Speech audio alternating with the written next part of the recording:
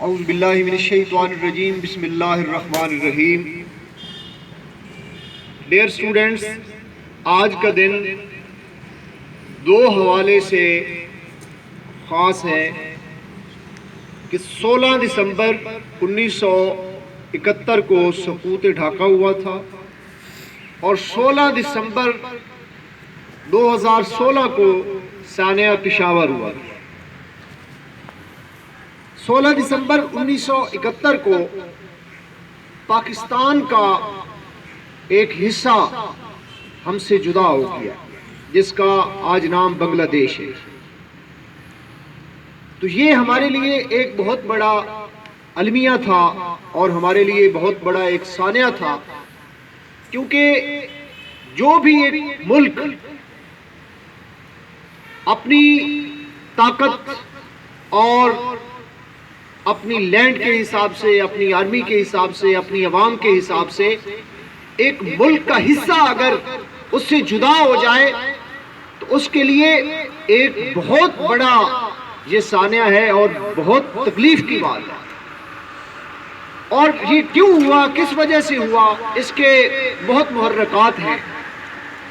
اللہ تعالیٰ نے یہ مسلمانوں کے ساتھ وعدہ کیا ہے کہ اگر تم متحد ہوگے، ایمان کی مضبوطی کے ساتھ، اتحاد کی مضبوطی کے ساتھ، اتفاق کی مضبوطی کے ساتھ اگر آپ زندگی گزاریں گے تو اللہ تبارک و تعالی ہمیشہ کامیاب کرے گا۔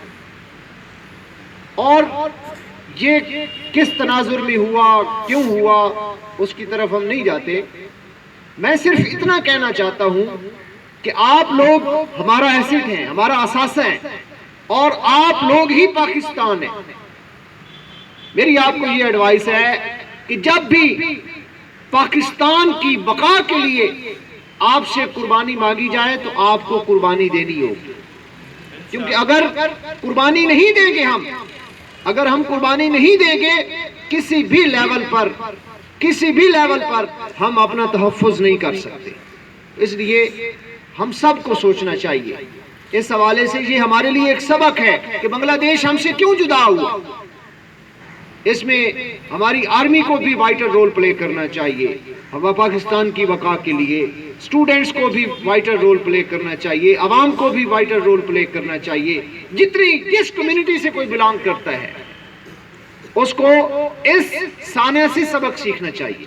اور دوسرا جو واقعہ ہے وہ 16 دسمبر 2016 کو 142 جانوں کا ضیاع ہوا، 142۔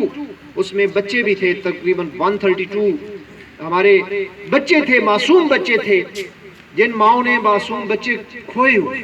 دیکھیں نا آج کا دن یہ کتنا ایک کربناک دن ہوگا ان کے لیے کہ انہوں نے اپنے بچوں کو تیار کر کے، یونیفارم پہنا کر، بیگز کندھوں پر ڈال کر اور لنچ باکسز میں ان کو لنچ دیا کہ ہمارے بچے سکول جائیں گے، اور واپسی اس انتظار میں، آج تک وہ اس انتظار میں ہیں کہ ہمارے بچے کب سکول سے واپس آتے ہیں، لیکن آج تک وہ نہیں آتے۔